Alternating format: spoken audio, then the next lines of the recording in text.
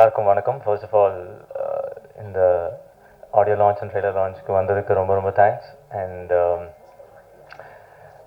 So இந்த படம் already போன ஈவெண்ட்டில் பேசின விஷயந்தான். என்னென்னா இன்றைக்கி மியூசிக்கல் லான்ச் பண்ணதில் ரொம்ப ரொம்ப சந்தோஷம். ஸோ இவ்வளோ நாள் கஷ்டப்பட்டு ஒர்க் பண்ணதெல்லாம் ஃபைனலாக இன்றைக்கி பெரிய ஸ்க்ரீனில் 4Kல பார்க்கும்போது இன்னும் ரொம்ப சந்தோஷமாக இருக்குது. ஸோ இது ரொம்ப ஒரு ஆனஸ்டான ஒரு அப்ரோச் அண்ட் ரொம்ப ஒரு சின்சியரான ஒரு எஃபர்ட்.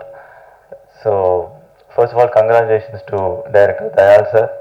இந்த மாதிரி ஒரு படத்தை இன்றைக்கி மவுண்ட் பண்ணுறதுன்றது எவ்வளோ கஷ்டன்றது எல்லாருக்குமே தெரியும்.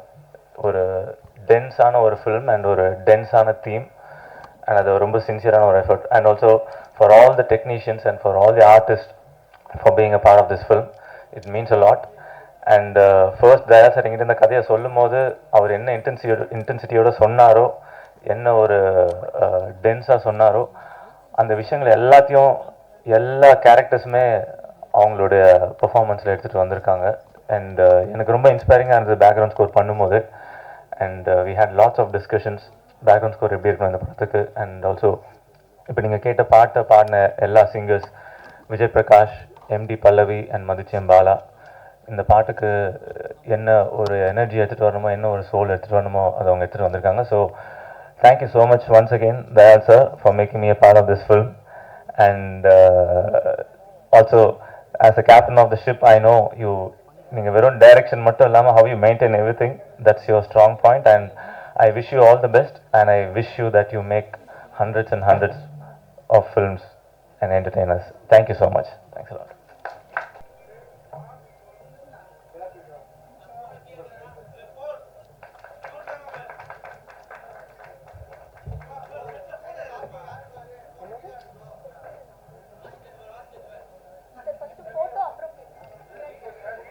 ட்ரெய்லர் மற்றும் இசை வெளியீடு இப்போது பத்திரிகையாளர்கள் முன்னிலையில் லட்சுமிகாந்தன் கொலை வழக்கு படத்தோட இசை வெளியீட்டு விழா நடைபெறுகிறது.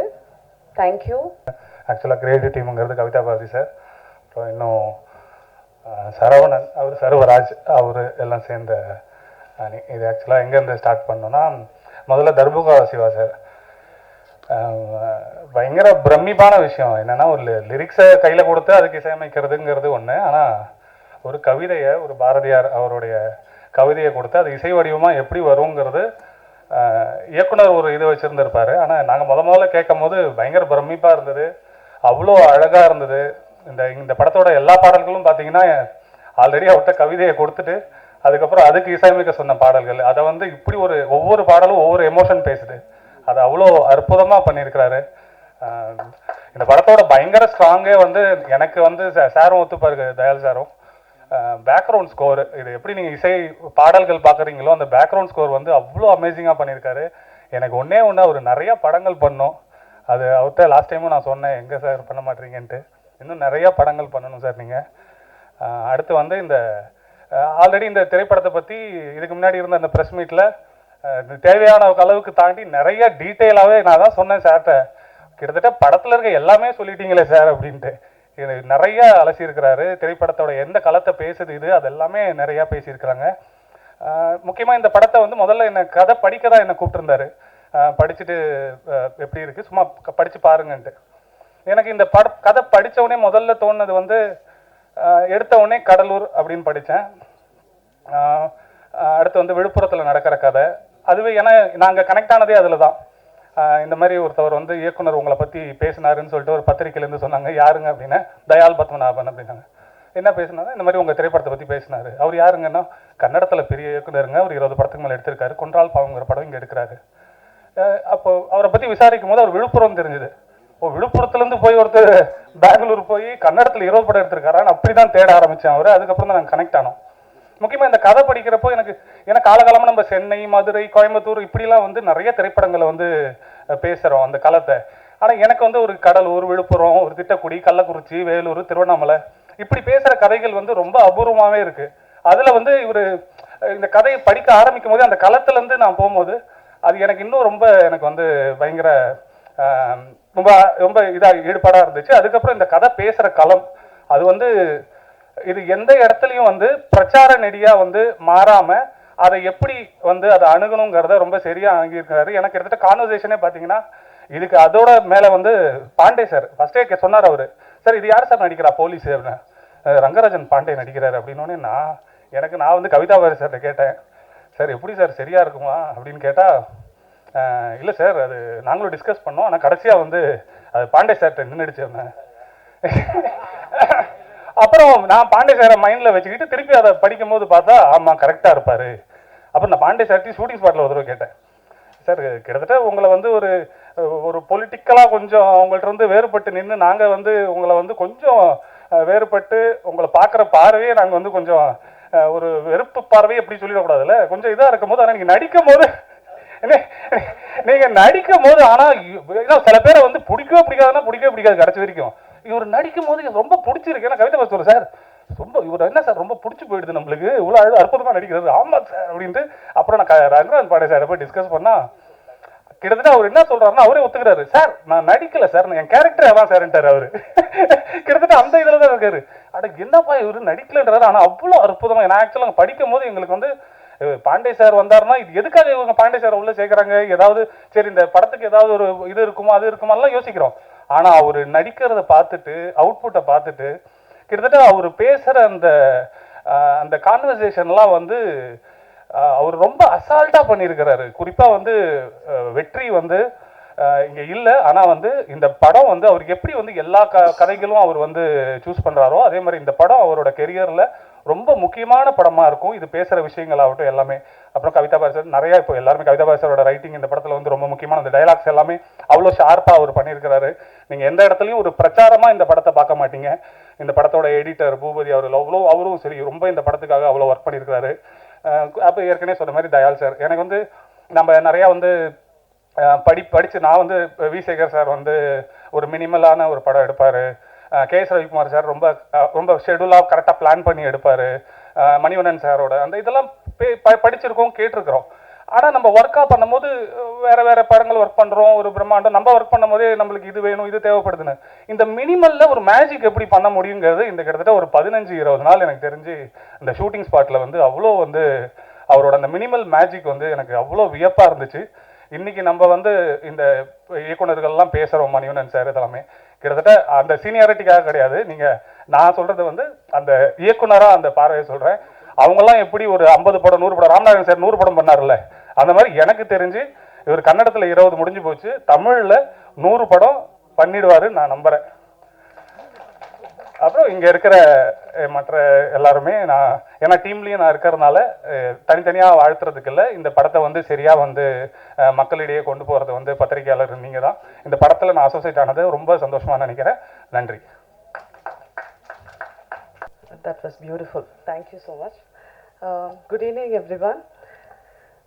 என்னோட லைஃப்பில் வந்து நான் நல்ல ஒரு மகளா இல்லை நல்ல ஒரு சிஸ்டரா இல்லை நல்ல ஒரு நடிகையா இந்த மாதிரி எந்த ரோலில் நான் வந்து நல்லா எக்ஸிக்யூட் பண்ணியிருக்கேன்னு எனக்கு தெரியாது. ஆனால் நான் ரொம்ப பெருமைப்படுற ஒரு விஷயம் என்னென்னா நான் ஒரு அம்மா. அந்த அம்மாங்கிற விஷயம் எனக்கு கிடைச்சதுலேருந்து நான் வந்து அதுதான் என்னோட பெரிய பிளெஸ்ஸிங்காக என் வாழ்க்கை ஃபுல்லாக நான் தூக்கிட்டு போகிற ஒரு விஷயம். அப்படி இருக்கும்போது எனக்கு இன்றைக்கி அந்த சாங் வந்து டச்ட் மீ ஸோ மச். என்னோட கெரியரில் எனக்கு இது 2வது அம்மா பாட்டு. அண்ட் அந்த பாட்டு இவ்வளோ அழகாக கொடுத்ததுக்கு சார் தேங்க்யூ. அண்ட் அது அவ்வளோ அழகாக இருக்குன்னு Siva sir thank you so much. I am elated actually. அப்புறம் ஓகே இன்றைக்கி சொல்லிட்டாங்க, இன்றைக்கி விழாவின் ஃபோக்கஸே பாண்டே சார் தான் சொல்லியிருக்காங்க. அதனால் I will also come to that. First day என்னோட காம்பினேஷனே அவர் கூட தான். ஸோ அங்கே போய் இறங்கிட்டு தான் எனக்கு இவர் தான் பண்ணுறாரு அப்படின்னும் போது இவரை நம்ம ஒரு கண்ணோட்டத்தில் பார்த்துருப்போம். எனக்கு அது வந்து ஒரு கோ ஆக்டராக எனக்கு வந்து எப்படி இருக்கும், அந்த கிவ் அண்ட் டேக் எப்படி போவோம், இப்படியெல்லாம் எனக்கு பல கொஸ்டின்ஸ் இருந்தது. பட் ஆனால் ஆக்ஷன் சொன்னோன்னே வேறு லெவலில் அப்படியே ஒரு ஃப்ளோவில் வந்துட்டார் அவர். எனக்கு அந்த ஃபீலே வரல, இவர் கூட தான் நடிக்கிறோம் அப்படிங்கிற மாதிரி. இன்னொரு சக நடிகர் கூட நடிக்கிற அந்த ஃபீல்லே அப்படி போயிடுச்சு. So sir you did a fabulous job sir. So to all the media friends, இந்த படத்தை சக்ஸஸ் ஆக்கி கொடுங்க ப்ளீஸ். நீங்கள் எல்லாம் அதை பற்றி நல்லா எழுதி எல்லா இடத்துக்கும் அதை கொண்டு போய் சேர்க்கணும். இது ஒரு ரிக்வெஸ்ட்டாக வைக்கிறேன். Thank you so much. நண்பர்கள் எல்லாத்துக்கும் முதல்ல வணக்கம். வழியில் இருக்க பெரியவங்க எல்லாத்துக்கும் வணக்கம். விழா நாயகனா அன்னைக்கு தர்புகா சிவா சாரோட பாட்டு வந்து உண்மையாக பயங்கரமாக டச் பண்ணுச்சு. அந்த முத்தம் கொடு ஒரு முத்தம் கொடு வந்து ரொம்ப பிரமாதமாக இருந்துச்சு. சூப்பர் சார், ரொம்ப நல்லா இருந்துச்சு. அடுத்த வழக்கம் போல் தயாள் சாரை பற்றி தான் பேசணும். ரொம்ப பிளான்டாக ரொம்ப கரெக்டாக ஏற்கனவே நம்ம சொன்ன விஷயந்தான். இதெல்லாத்தையும் தாண்டி இந்த ப்ரோக்ராம் ஃபாலோ பண்ணுறதுக்குள்ள நடிகர்களை வந்து எல்லாத்தையுமே கூப்பிடுறது, இன்வைட் பண்ணுறதுக்குள்ள அது வந்து ஒரு ப்ரொடக்ஷன் மேனேஜர் கூட இவ்வளவு சின்சியராக ஃபாலோ பண்ணுவாங்களான்னு தெரியல. அவ்வளவு என்ன சொல்கிறது, இது மாதிரி குரல்லாம் உடனே ஞாபகத்துக்கு வருது, அன்பிற்கு உண்டு அடைக்கும் நாள் அப்படிங்கிற மாதிரிலாம். ஏன்னா நான் அந்த படத்தை சும்மா ஒரே ஒரு நாள் தான் எனக்கு ஷூட்டிங்கு. ஆனால் அந்த ஒரு நாளில் தாண்டி போன தடவை இங்கே மேடையில் பேசும்பொழுது அவர் வந்து எதிர்த்தரப்புலேருந்து அவங்களுடைய கஷ்டத்தை அவங்களுடைய துயரத்தை பார்க்குறது எனக்கு ரொம்ப அபூர்வமாகவும் அது ரொம்ப இங்கே தேவைன்னு நினைக்கிறேன்னு ஒன்று பேசினார். அது சூப்பர். அது அப்புறம் எல்லாரும் சொல்கிற மாதிரி பாண்டிய சார் தான் இன்னைக்கு கண்டென்ட்டு அப்படின்னு ஒன்று சொல்லிட்டு இருக்காங்க. அதை தான் இல்லை நான் சொல்கிறேன். அதாவது இவங்க சொன்னாங்கல்ல, அங்கே வந்து சார் வந்து ரொம்ப இயல்பாக நடித்தார், நம்ம அவர் மேலே வேற ஒரு பார்வையோட பார்க்குறோம், ஆனால் வந்து இங்கே இருக்கும்போது இருந்தாருன்னு. அதனால தான் அவர் யார் மேலே ஏற்கனவே பயங்கர விமர்சனம்லாம் போகிறோம், அவங்களே அவரை கூப்பிட்டு மேடையில் கௌரவம்லாம் பண்ணியிருக்காங்க. அது வந்து அதுதான் அவருடைய வெற்றி. ஏன்னா நடுநிலையாக நிறையா நல்ல விஷயங்களை பேசுகிற ஒரு முக்கியமான ஊடகவியலாளராக நிச்சயமாக நாங்கள் அவரை பார்க்குறோம். ஸோ அவர் இந்த படத்துக்கு இருக்கிறது பெரிய பலமாக பார்க்குறோம். அப்புறம் கவிதாபரதி சாரோட ரைட்டிங்கு அது எப்பயுமே நல்லா தான் இருக்கும். அப்புறம் ஷான் சாரோட கோஆர்டினேஷன், அப்புறம் சுப்பிரமணிய சிவாண்ண அவர் இருக்கிறதுங்கிறது வந்து நம்ம எல்லாத்துக்குமே இந்த படத்துக்கே ஒரு பெருமையான கரெக்டு தானே. அப்படி ஆமாம், அப்படி ஒரு விஷயம் அது. அப்புறம் ப்ரொடியூசர் சாரோட நான் இந்த படம் இல்லாமல் டார்க் ரெட்டுன்னு இன்னொரு படம்னு நடிக்கிறேன். ஸோ நிறைய படங்களோட தொடர்ந்து எடுக்கணும். அந்த படங்களுக்கு நீங்கள் ஆதரவு கொடுக்கணும், மக்கள்கிட்ட கொண்டு போய் சேர்க்கணும்னு விரும்பி கேட்டுக்கிட்டு நன்றி, வணக்கம். அனைவருக்கும் வணக்கம்.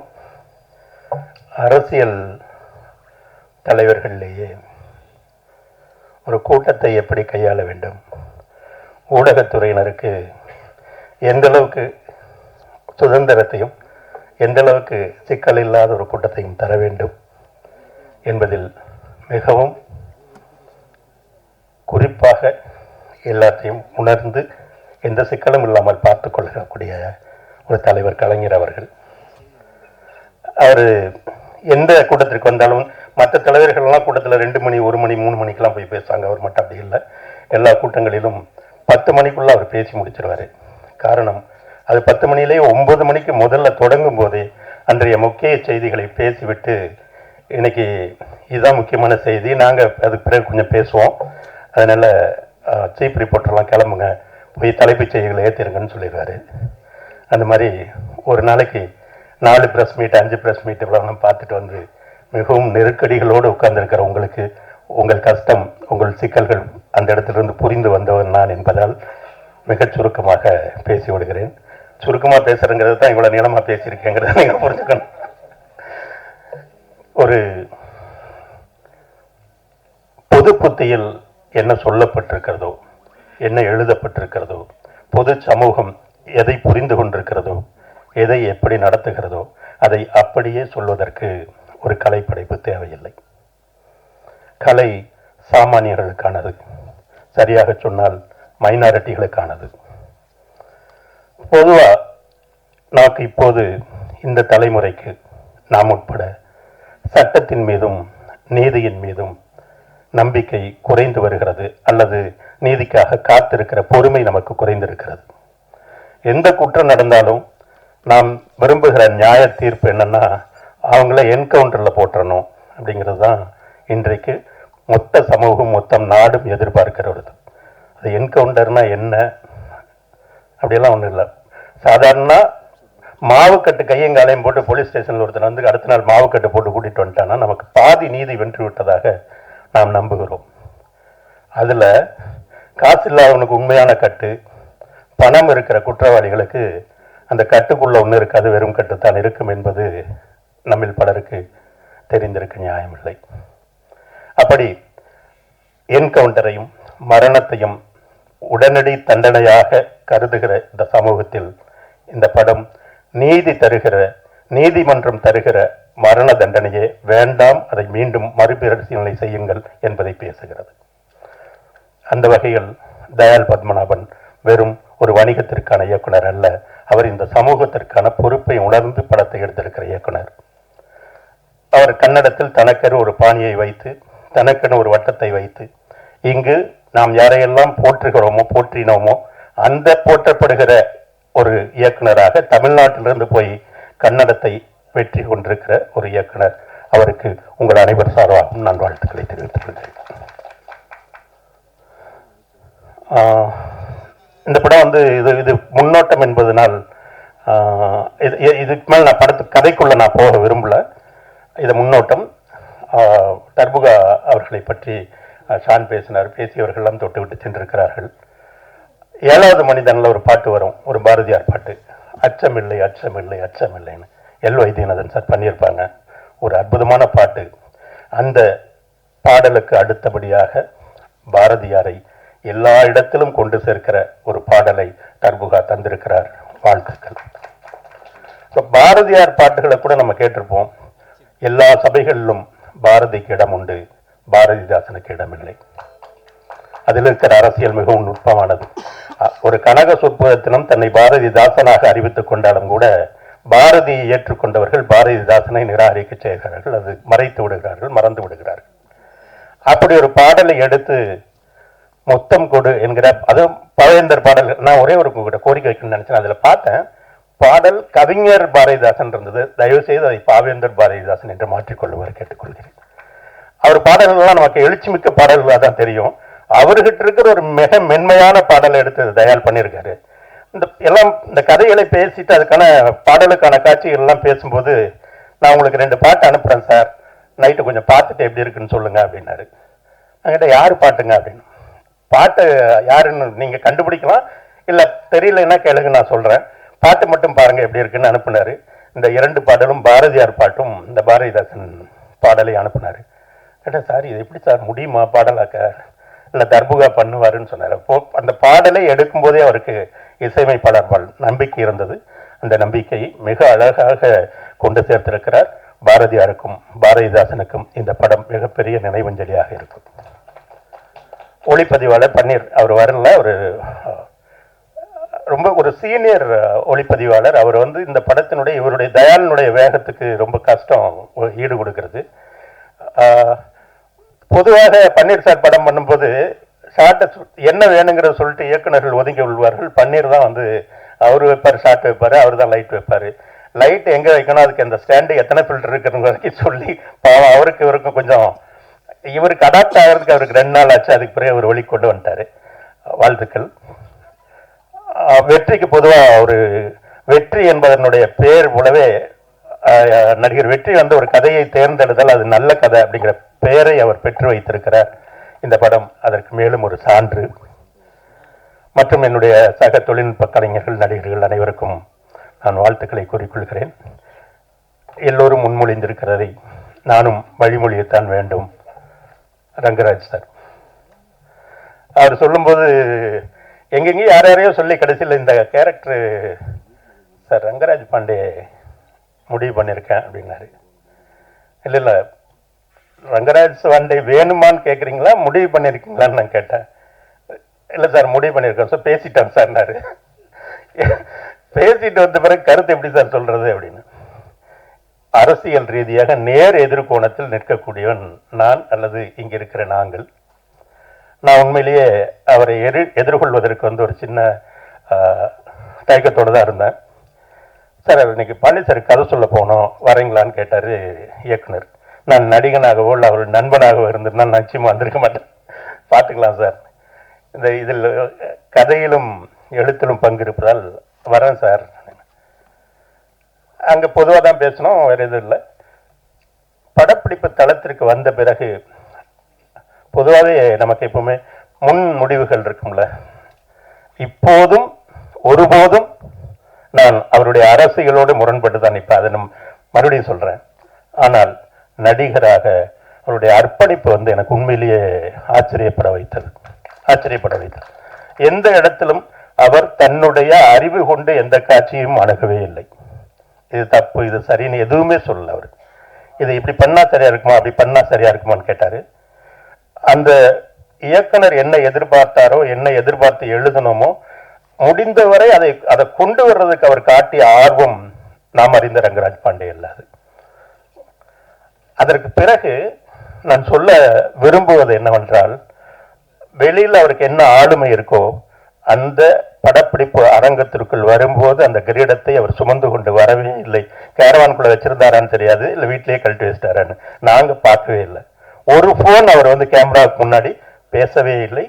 எப்போதும் ஒருத்தர் அழைத்து அவருக்காக ஒரு ஒரு செகண்ட் கூட காத்துக்கிட்டு இருந்தது இல்லை அவர் வர்றதுக்காக. இன்னொன்று போய் கேரவான்ல உட்காருங்கன்னு சொன்னாருன்னா அவர் நான் வேணாம் சார் நான் அங்கேயே இருக்குன்னு பக்கத்திலேயே சேர் போட்டு உட்காந்து பார்த்துக்கிட்டே இருந்தார். அது உண்மையிலேயே அவருடைய அர்ப்பணிப்பை நான் வியந்து பாராட்டுகிறேன். ஒரு இதில் ஒரு டைலாக் வரும், இவர் சொல்றாரு சட்டத்தை பற்றி அவர் பேசும். இந்த படம் என்னவென்றால், இந்த படம் ஒரு புதிய அனுபவமாக இருக்கும் என்று நான் நம்புகிறேன். ஏனென்றால் இந்த படம் காட்சிகளை விடவும் உரையாடல் மூலமாக மிகப்பெரிய தர்க்கத்தையும் விவாதத்தையும் ஒவ்வொரு காட்சிகளுக்குள்ளும் நடத்தி கொண்டே போகிற படம் தான் இது. ஒரு தூக்கு தண்டனை கைதி அரசினுடைய கருவியாக இருக்கிற ஒரு ஜெயிலர், இவங்க 2 பேருக்கும் நடக்கிற பெரும்பான்மையான உரையாடல் தான் இந்த படம். அந்த அரசினுடைய அதிகாரத்தினுடைய சின்னமாகத்தான் அவர் வந்து பாண்டி பண்ணியிருப்பாரு.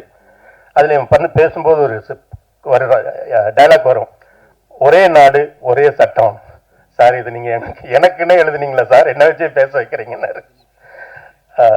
உண்மையிலே அவருடைய பணிபுரிந்தது மிகவும் நல்ல அனுபவம் சார். நம்ம வெளியில அரசியலாம் எல்லாத்துலேயும் சண்டை போடுவோம், இன்னும் 100 படங்களுக்கு மேல் நம்ம சேர்ந்து ஒர்க் பண்ணுவோம் அப்படிங்கிற எதிர்பார்ப்பை ஆசையும் தூண்டக்கூடிய விதத்தில் அவருடைய நடவடிக்கைகள் அமைந்திருந்தது. ஏனென்றால் மாற்று கருத்து பேசும்போது நம்ம எல்லாரையும் பேசுறோம், அதில் சரியாக இருக்கிற விஷயத்தை மிகச்சரியாக நாம் அடையாளம் காட்ட வேண்டும் என்கிற உண்மையோடு நான் இந்த வார்த்தைகளை சொல்கிறேன். மற்றும் தம்பி சிவா, லிசி, மதன், அருவி மதன் தான் எனக்கு தான் அருவி முதல் படம், நானும் அவரும் ஒரே ஸ்கூலில் அப்படி வச்சுக்கலாம். சபரீசன் எங்க ரேடன், இது என்னுடைய குடும்பத்தினுடைய விழா. நண்பர்கள், கலைஞர்கள், நடிகர்கள், தொழில்நுட்ப கலைஞர்கள், ஊடகவியலாளர் அனைவருக்கும் மீண்டும் ஒரு முறை எனது நன்றி. உங்களுடைய வாழ்த்துக்களையும் உங்களுடைய உற்சாகத்தையும் எதிர்பார்த்து காத்திருக்கிறோம். நன்றி, வணக்கம்.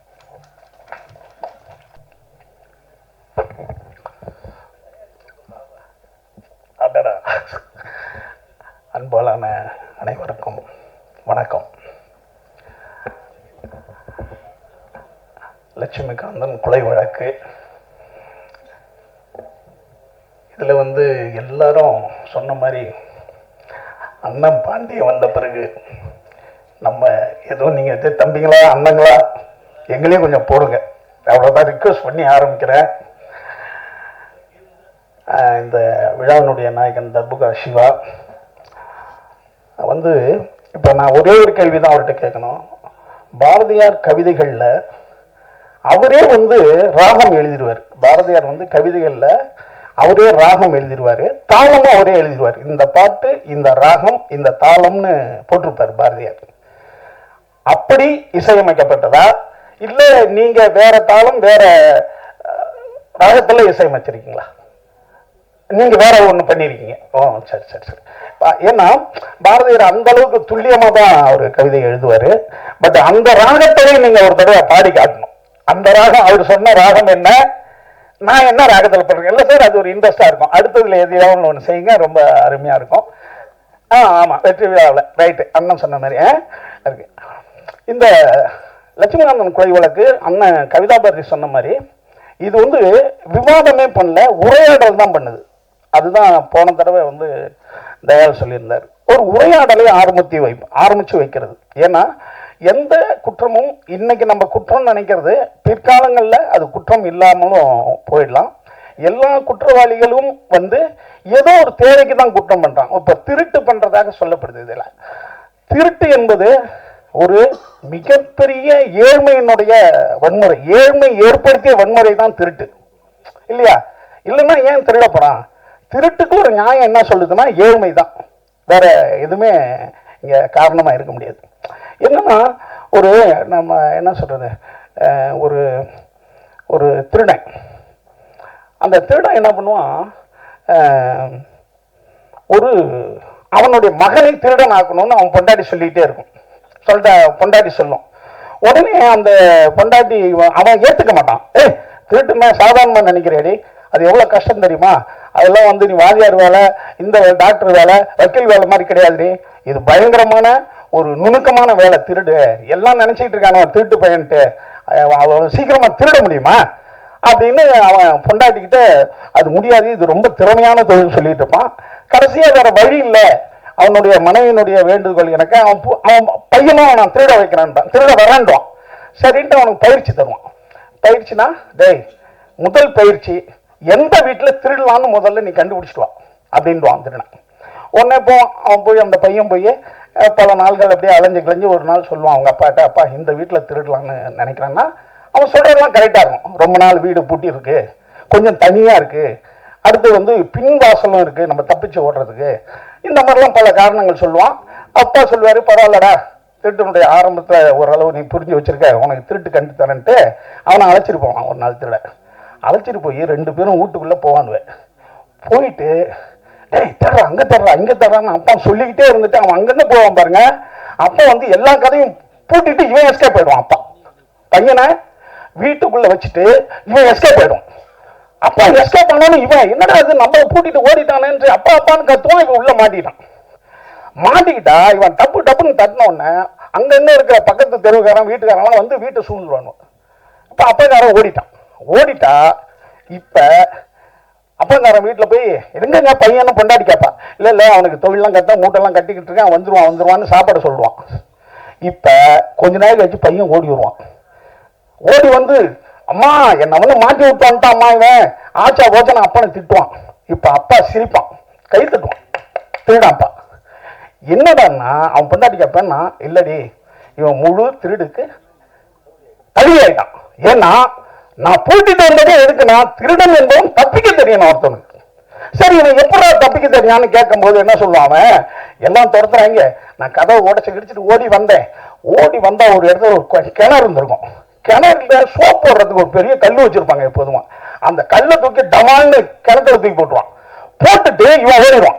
இப்ப ஊர் மக்கள்லாம் ஓடி வந்து டமான்னு சத்தம் கேட்டுச்சுல்ல, அந்த கிணறு வேற அப்படி இப்படி தண்ணி வந்துகிட்டு இருந்தோம், இது உள்ளதான்டா திருடன் குளிச்சிருக்கான்ட்டு எல்லா ஊருக்காரனும் அதுல குளிச்சு தேட அனுப்பானுவான் திருடனை. இவன் எஸ்கேப் ஆயிடுவான். இது ஒரு ஐடியாவும் அவன் சொல்லுவான். அப்படி திருட்டுக்கே வந்து இவ்வளவு வேலை பார்க்க வேண்டியிருக்குன்னா, இவன் திருட்டு ஒருத்தன் மாட்டிக்கிட்டான், அவன் எதுக்காக திருடினான் அல்லது எதுக்காக கொலை பண்ணான் அப்படின்ற விசாரணை வந்து சாட்சியின் மூலமாகவும் அல்லது அவங்கிட்ட இருக்கின்ற முன்னாடி என்ன பண்ணியிருக்கான் அப்படின்ற விஷயத்தான் முடிவு பண்ணுது. இல்லாம கூட போகலாம். அப்படி ஒரு விஷயத்தை மிகச்சிறந்த முறையில் ஒரு விவாதமாகவும் உரையாடலாகவும் இந்த படம் பண்ணுது. ஏன்னா நம்ம வந்து எல்லாருமே ஒரு நியாயமா இருப்போம். ஆனா என்ன பண்ணுவோம்னா ஒருத்தனை திட்டிகிட்டே இருப்போம், ஏன்னா அவன் கெட்டவன், ஆனா அவன் சௌரியம் பண்ணிட்டான்னு வச்சுக்க நம்மள அடுத்த நாள்ல இருந்து குறைச்சிருவான். அவன் அந்த அளவுக்கு தான் நம்மளுடைய நியாயமா இருக்கு. ஒரு அயோக்கிய பைய திருட்டு பைய அவன் சமூகத்தில் பெரிய ஆளா இருக்கான், அவனை நம்ம திட்டிக்கிட்டே இருப்போம். அவன் ஒரு நாள் நம்மளுக்கு சௌரியம் பண்ணிட்டான்னு வச்சுங்களேன், அடுத்த நாள்ல இருந்து அவனை பத்தி பெரும்பாலும் பேச மாட்டோம். இவ்வளவுதான் நம்மளுடைய நியாயம். நம்மளே ஒரு திருடம் தானே, இப்ப நல்ல மாதிரி இருந்துகிட்டு இருக்கோம், அவ்வளவுதான். இதுதான் இன்றைக்கு இருக்கிற பொருளாதார சூழ்நிலையில் ஒவ்வொரு மனிதனுடைய தரமாக இருக்கிறது. அப்படி சூழ்நிலையில நம்மளே சுய பரிசோதனை செய்யக்கூடிய ஒரு படமா இந்த லட்சுமிகாந்தன் கொலை வழக்கு இருக்கு. அதை வந்து ரொம்ப அருமையா எந்த சலனமும் இல்லாமல் ஆர்ப்பாட்டமும் இல்லாமல் ஒரு அழகான படமா தயார் பண்ணியிருக்காரு. அடுத்தது என்னுடைய கேமராமேன் பன்னீரண்ணா மிகப்பெரிய படங்கள் பண்ணவர். அதாவது சிறுமியானெல்லாம் டைரக்டா இருக்கும்போது 5 கேமரா வச்சு 5 ஜெனரேட்டர் வச்சுக்குவாங்க, இருக்கிற லைட்லாம் தூக்கிடுவாங்க. ஏன்னா ஒரு இடத்துல அவங்க போய் ஷூட் பண்ணிட்டு வந்துட்டாங்கன்னா கவர்மெண்ட் பில்டிங்ல அடுத்த இடம் யாருக்குமே கொடுக்க மாட்டாங்க. ஏன்னா அந்த அளவுக்கு க்ரௌட் ஏற்றிடுவாங்க, அந்த அளவுக்கு லைட்டை ஏற்றிடுவாங்க. அப்படி ஒரு கேமராமேன் பன்னீர்செல்வம். பிரம்மாண்டமான படங்களை எடுத்ததுல பெரிய கேமராமேன்ல பன்னீர்செல்வம் ஆரம்ப காலத்துல இன்ஸ்டியூட்ல இருந்து வந்தவர். இந்த மாதிரி செல்வமணி அண்ணன் அதிகபட்ச தென்னிந்தியாவில் அதிக சம்பளம் வாங்கின ஒரு இன்ஸ்டியூட் டைரக்டர். அவரு அங்கிருந்து வந்தவர் இன்ன வரைக்கும் வந்து இப்படி ஒரு படத்துல அழகா பண்ணியிருக்காரு. அது வந்து சாதாரணமா அடாப்ட் ஆக முடியாது. அவ்வளவு லைட் அவ்வளவு ஜெனரேட்டர் வச்சு பண்ணவங்க இந்த காலத்துக்கும் அடாப்ட் ஆகுறாங்கன்னா அதான் பன்னீரண்ணன் மிகச்சிறந்த முறையில கேமரா பண்ணியிருக்காரு. அடுத்ததுல வந்து எடிட்டரு தம்பி அழகா வந்து தெளிந்த நீரோடை போல் ஒரு எடிட்டிங்கு, அதே மாதிரி ஒவ்வொருத்தவங்களும் ரொம்ப பிரமாதமாக பண்ணியிருக்காங்க. அண்ணன் பாண்டிய அண்ணனை பற்றி சொல்லணும்னா, பாண்டிய அண்ணன் வந்து ஸ்ரீபெரும்பூரில் ஸ்ரீவில்லிபுத்தூர் ஆண்டாள் மட்டும் பிறக்காதா, அண்ணன் பாண்டியவும் பிறந்தவர். என்ன அடுத்தது ஸ்ரீவில்லிபுத்தூர் உங்களுக்கு தெரியாது இல்லை, அந்த கோபுரம் தான் வாய்மேல் வெல்லும் கோபுரம். வாய்மேல் வெல்லம்னு அந்த தமிழ்நாட்டினுடைய அந்த சின்னத்தில் ஸ்ரீவில்லிபுத்தூர் அந்த கோபுரம் தான் இருக்கு. அதனால டெய்லி அண்ணனை நினைக்காம நம்ம இருக்க முடியாது. அண்ணனை பற்றி சொல்லணும்னா, அடாடா, அவரு மோடிக்கிட்டையும் இன்டர்வியூ எடுப்பாரு, சிதம்பரத்தில் எடுப்பாரு, எல்லா ஆளுமைகள்கிட்டையும் போய் இன்டர்வியூ எடுப்பாரு. இன்னைக்கு சென்ட்ரல் மினிஸ்டர் வரைக்கும் யாருக்கிட்ட வேணாலும் நேரடியாக ஃபோன் பண்ணி அப்பாயின்மெண்ட் வாங்க முடியும் அவரால். இப்படி ஒரு ஆளுமையான ஒரு மனிதர், சாதமானிய மனிதர்கிட்டையும் அன்பா அழகாக பழகிடுவார். இது எல்லாருக்கும் வாய்க்கிறது இல்லை. இன்னொன்று, இது வந்து என்ன சொல்ற மாதிரி ஜீல் நான் நினைப்பேன். எங்கள் அம்மா சொல்றேன் வந்து சென்மத்தில் ஊர்னது செருப்பாக அடிச்சாலும் போகாதான்னு எங்கள் அம்மா. சில விஷயங்கள் நம்ம பிறப்பிலே வரும், அது நம்புறீங்களோ நம்பலையோ. சில விஷயங்கள் வந்து நம்ம பயிற்சி எடுத்துக்கலாம், சிலது நம்ம வந்து உள்ளுக்குள்ளே இருக்கும். அது அந்த மாதிரி எல்லாத்துக்கிட்டையும் ஒரு சாதாரணமா பழகுவாருங்க. அதாவது ஜெயகாந்தன் சொல்ற மாதிரி விஸ்வரூபம் என்பது நீ என்னை பார்க்கறதுல நான் காட்டுறது இல்லைன்னு. விஸ்வரூபம் என்பது நான் காட்டுறது இல்லை, நீங்க என்ன பார்க்கறதுன்னு. என்னை விஸ்வரூபம் நீ பாரு. அப்படி அண்ணன் யாருக்கிட்டையும் அந்த விஸ்வரூபத்தை காட்டுவதே இல்லை. அது வந்து அந்த பயிற்சின்றது சாதாரண விஷயம் கிடையாது.